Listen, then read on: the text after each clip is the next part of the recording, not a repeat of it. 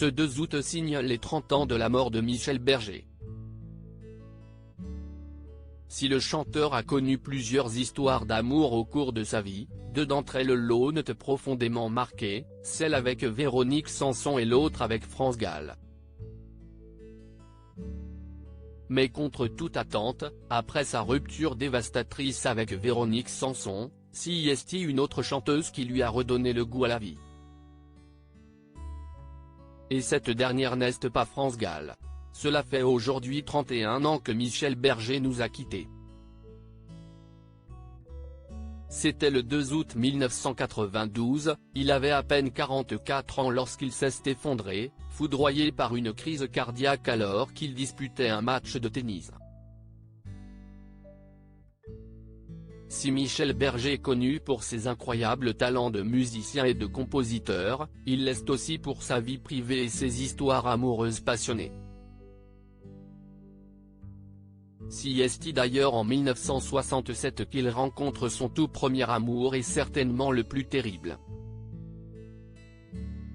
À cette époque, il est directeur artistique chez Pathé Marconi, il rencontre alors une jeune artiste d'à peine 18 ans, Véronique Sanson. Après Véronique Sanson, Michel Berger se laisse glisser dans un profond chagrin. Les 2 amants vont vivre une histoire d'amour aussi passionnelle que fusionnelle.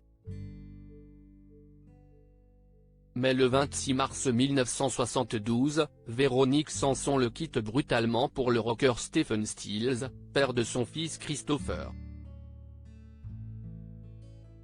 Alors qu'il était en studio pour un enregistrement, Véronique Sanson lui a indiqué qu'elle partait chercher des cigarettes. En réalité, elle n'est jamais revenue et a fui à New York pour retrouver son amant. Totalement anéanti, Michel Berger sombre dans une profonde mélancolie tellement son chagrin était intense. Si quelques années plus tard, le chanteur a retrouvé l'amour avec France Gall, si est une toute autre chanteuse qui lui a sauvé la vie. Françoise Hardy lui offre un incroyable exutoire. Je me souviens d'un rendez-vous chez lui. En arrivant dans l'entrée de l'immeuble, on entendait le disque de Véronique, qu'il écoutait à fond. Elle était partie et il avait un chagrin immense, se rappelle Françoise Hardy. En effet, la jeune chanteuse était à l'époque en couple avec Jacques Dutronc et enceinte de Thomas. Elle voulait relancer sa carrière en sortant du style yéyé et a convaincu Michel Berger de lui écrire un album. Désemparé, le chanteur accepte sans grande conviction, mais cette collaboration lui offrira un immense exutoire puisqu'il signe le tube Message personnel, sorti en 1973. Si cette chanson est encore considérée comme l'une des plus belles paroles de la chanson française, elle s'adressait directement à Véronique Sanson.